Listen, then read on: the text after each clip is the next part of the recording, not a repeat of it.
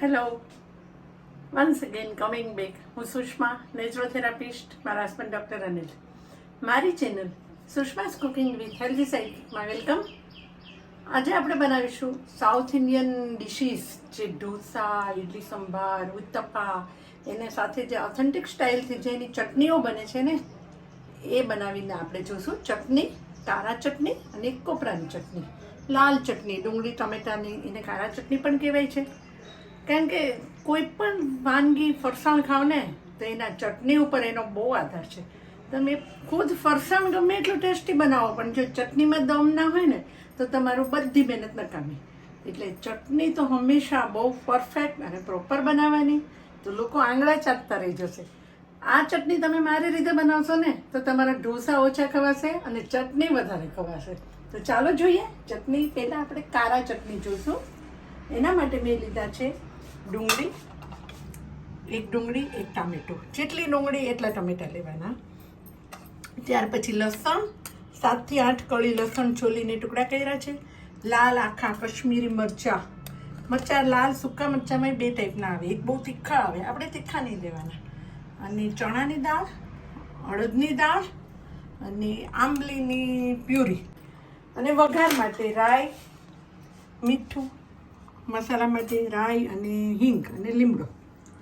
તો આપણે સૌથી પહેલાં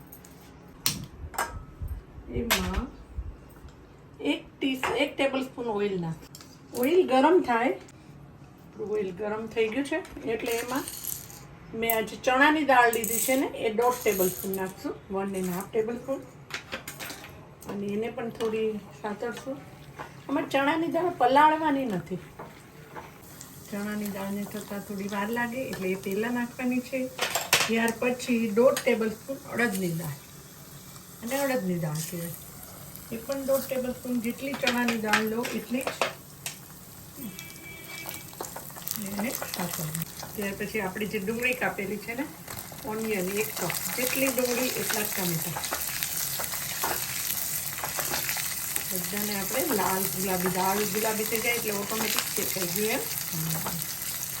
એમાં લસણ, ત્યાં મરચાં લીધા છે ને, એ મરચાં પણ આમાં જ નાખવાનું છે. લગભગ આટલા માપમાં મેં 7 થી 8 આખા મરચાં લીધા છે.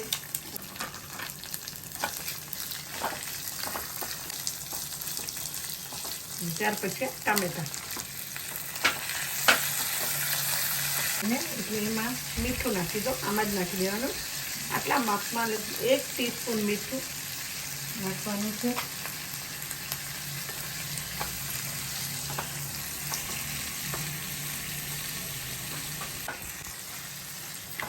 થોડું હાફ કૂક થઈ જાય ને ઓનિયન ને ટમેટા, એટલી વાર એને ઢાંકી દો.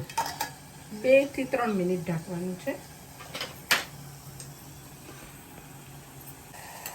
આપણે લગભગ 3 મિનિટ થઈ ગઈ.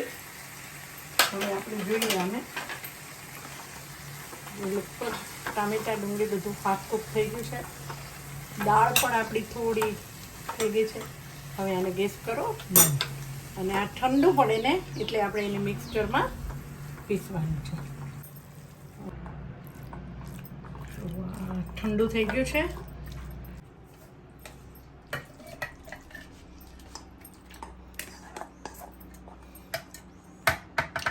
થોડું પાણી નાખવાનું છે આમાં.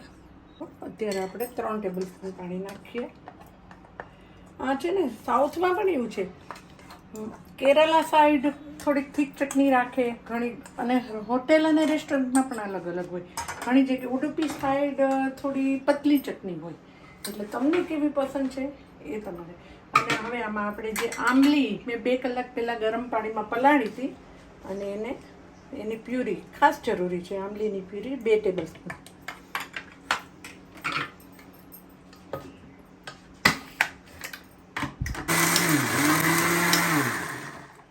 આપણે જોઈએ થોડું આપણો ડિલિશિયસ થોડો પિંકિશ કલર રાખવો હોય તો આપણે થોડું લાલ મરચું અંદર નાખવાનું, 1 ટીસ્પૂન જેટલું. કારણ કે એકદમ રેડ નથી કરવાની આ ચટણી.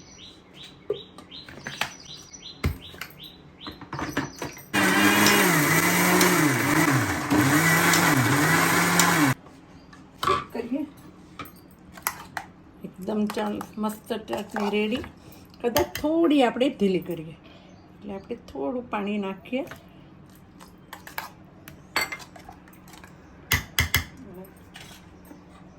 મિક્સચરમાં એકવાર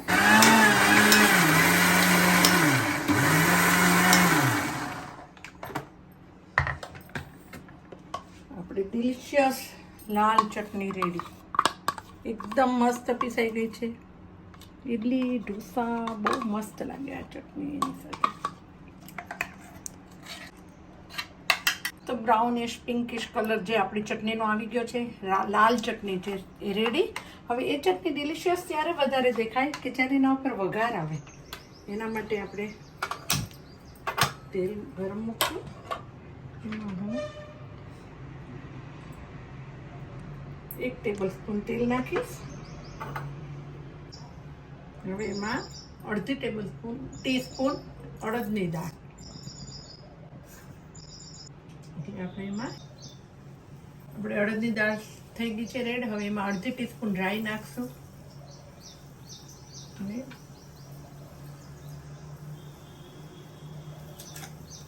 પિંચ ઓફ હિંગ નાખીને ગેસ કરશું બંધ. આમાં આપણે અંદર તો ઓલરેડી મરચું નાખેલું જ છે, પણ પ્રેઝન્ટેશન માટે આપણે વઘારમાં લાલ મરચું પણ મૂકશું. અને આ જે વઘાર છે ને એ આપણે આ ચટણી ઉપર આ રીતે રેડવાનો છે.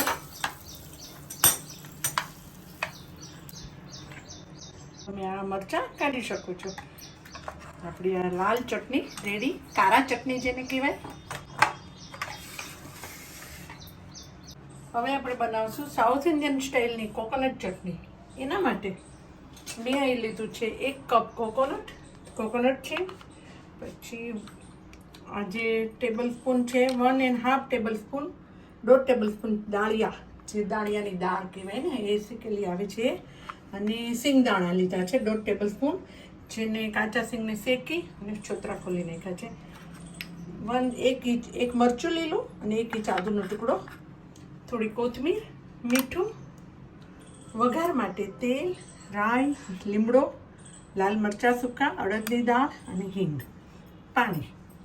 હવે સૌથી પહેલાં ફ્રેશ કોકોનટ જે આ રીતે હોય છે ને એને ઉપરની આ સ્કીન બ્રાઉન કલરની હોય છે ને એ કાઢી નાખવાની, જેથી તમારો ચટણીનો કલર ફાઇન આવે. એ મેં કાઢીને અહીંયા એને ગ્રેટ કરી લીધું છે. તો સૌથી પહેલાં મિક્સચરમાં કોકોનટ નાખો, ફ્રેશ કોકોનટ.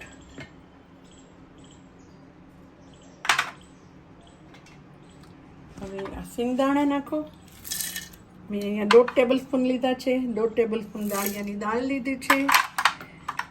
આદુ ને મરચાં અને થોડી કોથમીર. આમાં કોથમીર થોડી ફ્લેવર માટે નાખવાની છે, કારણ કે આપણે આમાં ટેસ્ટ નથી આપવાનો, થોડો ટેસ્ટ માઇલ્ડ ટેસ્ટ આપવાનો. અને લીમડાના પાન, જે કરી પત્તા, એ પણ થોડા લીધા છે. 15 થી 20 પાન લીમડાના, મીઠો લીમડો. અને હવે મીઠું 1 ટીસ્પૂન મીઠું આટલા માપમાં. અને આંબલીની પ્યુરી, જે મેં આંબલી પલાળીને, એમાં ખટાશમાં આંબલી બહુ એકદમ ઓથેન્ટિક ટેસ્ટ લાગે. એવું લાગે તો તમે લીંબુ પણ નાખી શકો છો.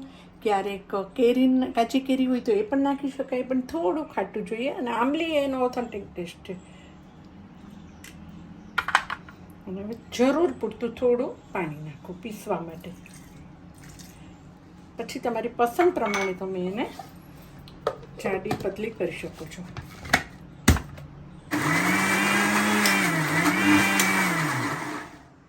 જોશું હવે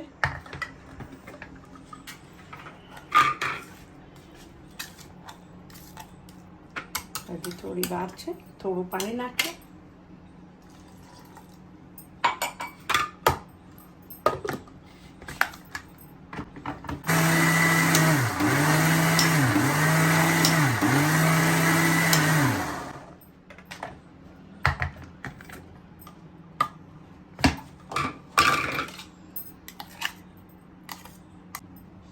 થોડું પાણી નાખીએ. થોડી પતલી કરવાની જરૂર છે.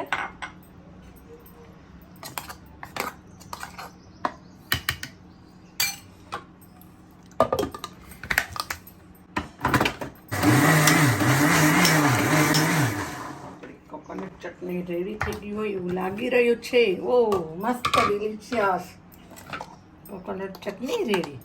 હવે એને પણ એક સર્વિંગ બાઉલમાં કાઢીએ.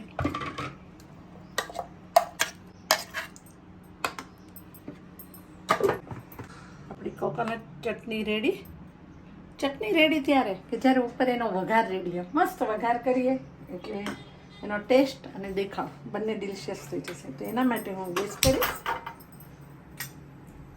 ગેસ થાય એટલે એમાં 1 ટેબલસ્પૂન ઓઇલ નાખશું.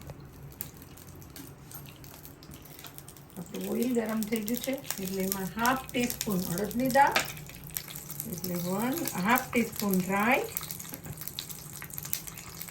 1/4 ટીસ્પૂન હિંગ નાખીને ગેસ બંધ કરો, કેમ કે હિંગ બળી જાય.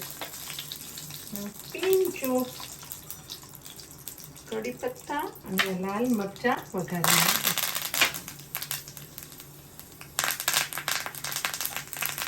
આ વઘાર તમે આમાં રેડી દો.